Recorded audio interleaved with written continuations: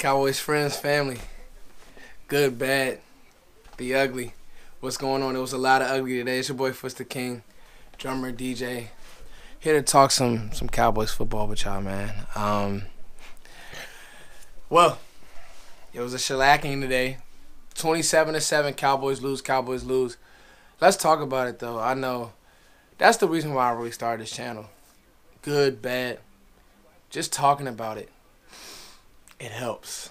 And it was ugly today. But I won't make excuses. Won't state the obvious.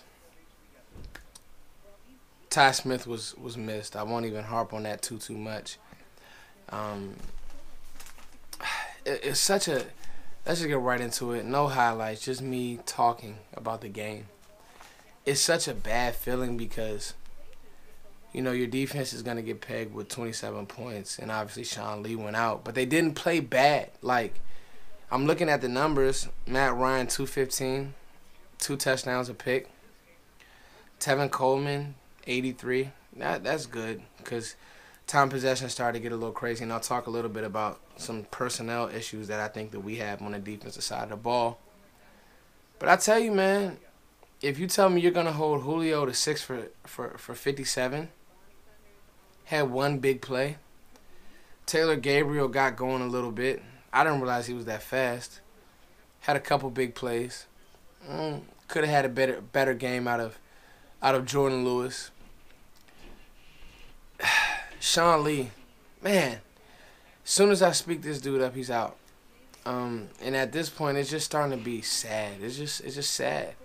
Because Cowboys fans are at this point getting teased, and you're thankful for the player that Sean Lee. He's an amazing, amazing player. You're thankful for the player that he is. But the guy can't stay healthy. It looked like he just took a bad step. He's out for the game, and he's on the sideline with his helmet on. You're like, what's going on, Sean? Sean, we need you. Sean, we need you. He's out. Here goes some notes that I wrote down. The first half, I'm thinking Dallas is in this game. It's a boxing match. Dak scores. You got the Xavier Woods touchdown. Well, not the touchdown. You got the big pick by X Woods. Calls from Anthony Brown, who had kind of a rough game later on. Then there was a lot of penalties on us. Things started to get goofy. But I thought that the defense was playing pretty well against Julio. And like I said that earlier. And then let's talk about the offense.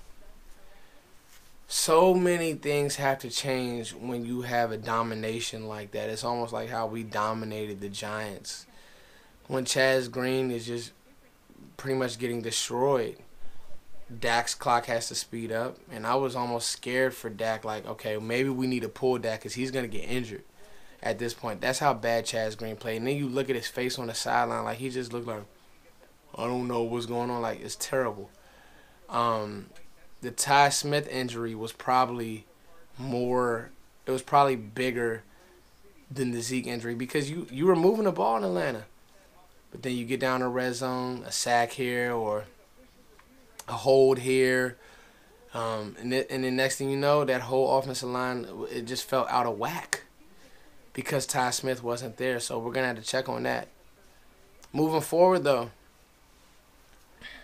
you got to establish a run game early. Something.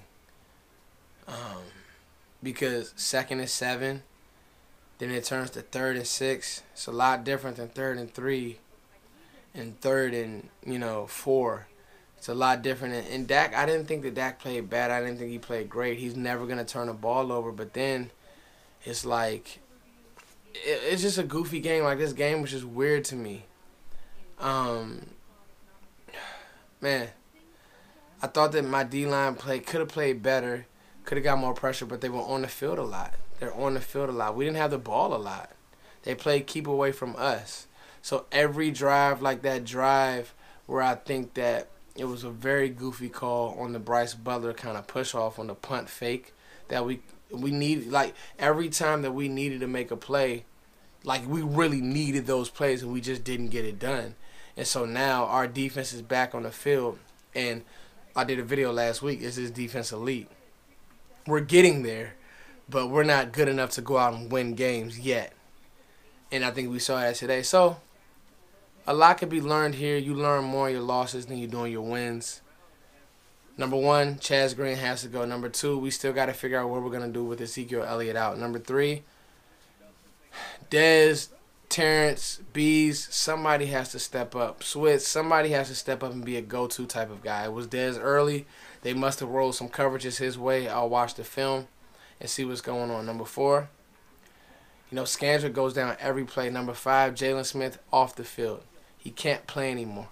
He never really could. He never really got fully healthy. It's seeming like Jalen Smith is just not the same player. It's sad to watch. He has to go. Number six, Anthony Hitchens looked great. Played great. Really was like one of the only players on defense actually taking it to Atlanta.